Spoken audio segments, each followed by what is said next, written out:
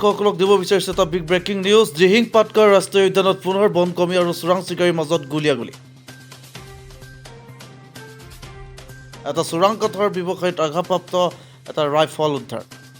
দিহিং পাটকাৰ ৰাষ্ট্ৰীয় উদ্যানৰ বাছৱ নলা আৰু ট্ৰাক নলাৰ মাজত চোৰাং চিকাৰী আৰু বনকৰ্মীৰ মাজত গুলীয়াগুলী হয়। ৰাষ্ট্ৰীয় উদ্যানখনৰ শুকানজুৰি খণ্ড কাৰ্যালয় আৰু পুগুৰী পথাৰ কেম্পৰ বনকৰ্মীসকলৰ যৌথ প্ৰচেষ্টাত চোৰাং চিকাৰী দলটোৰ পৰা এটা মোবাইল আৰু এটা ৰাইফল উদ্ধাৰ কৰিবলৈ সক্ষম হয়।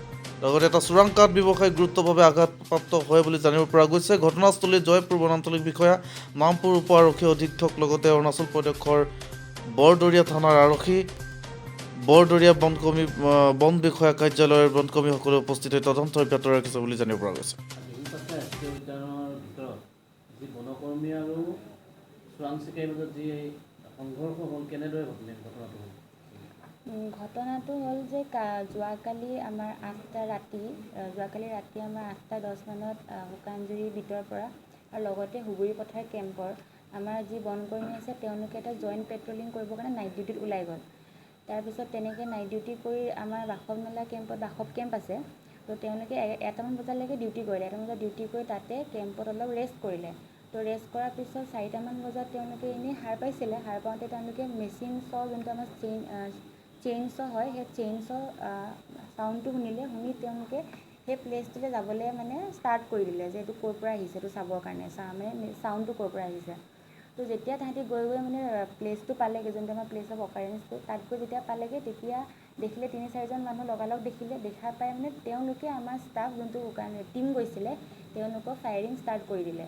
তো ফায়াৰিং ষ্টাৰ্ট কৰাৰ লগে লগে দুইটা পাৰ্টিতো আমাৰো ষ্টাফটো কাউণ্টাৰ ফায়াৰ কৰি দিলে। তো কাউণ্টাৰ ফায়াৰ কৰাৰ পিছত কিছুমান তেওঁলোক পলাই গ'ল, চব মানে ইফাল সিফাল হ'ল। তাৰপিছত পোৱাৰ পিছত মানুহ এজন ইনজিউৰ হৈছে বুলি কৈছে তেওঁলোকে, অলপ ইনজিউৰ হ'ল। ইনজিউৰ হোৱাৰ পিছত বাকীখিনিতো পলাই গুচি গ'ল। তাৰপিছত তেওঁলোক অলপমান ৰ'লে, ৰোৱাৰ পিছত কিন্তু যদিও পলাই গুচি গৈছে, দূৰত গৈ খুব ফায়াৰিং কৰিছে। তো ফায়াৰিং কৰাৰ কাৰণে বহুত ফায়াৰিং কৰিছে, মানে চেইন শ্ব'ও চলাই দিছে মানে।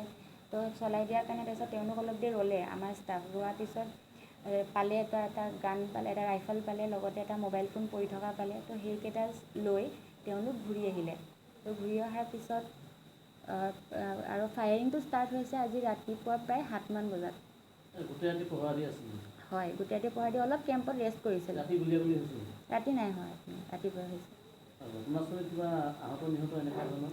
নিহত হৈছে নে আমিতো নাজানো। যেতিয়া পিছত ময়ো নিজে গ'লোঁ, আমি টিম গ'লোঁ, আমাৰ আছাম পুলিচৰ জয়পুৰ OC, লগতে নামৰূপ DSP, লগতে আকৌ আমাৰ OC বৰদৰীয়া থানাৰ OC গ'ল।